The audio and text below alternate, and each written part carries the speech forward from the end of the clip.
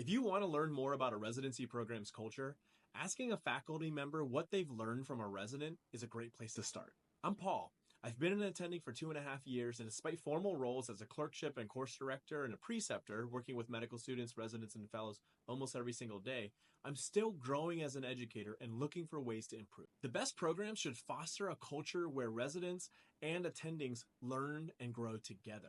When I thought about my own answer to this question, I thought about a recent talk I gave on feedback where a resident taught me with their own insight, and I used it to change my own practice. I was discussing how feedback is usually very nonspecific, and one of the ways to combat this is to set specific goals that preceptors can then use to give more specific feedback. A resident gave insight then that specific goals are great in theory, but in practice it's very difficult to give specific goals when you don't know someone's expectations of you. I reflected on that and I realized it's very hard, especially when you're new to something. So one thing I do now in my practice is I try to set expectations when I'm working with someone for the first time. I try to set expectations of bare minimum and then also the exemplar. What is something that makes someone outstanding or exemplary?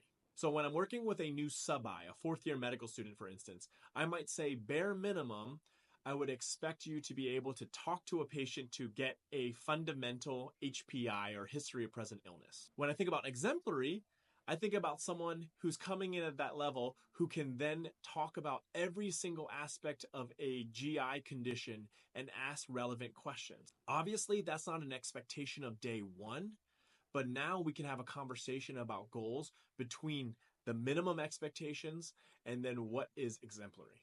That's my personal reflection and insight, and you might not get that level of response. But the cool thing about asking a question like what's something you've learned from a resident is it tells you something more about the culture of a program, but also gives you some practical ways to improve yourself in the process.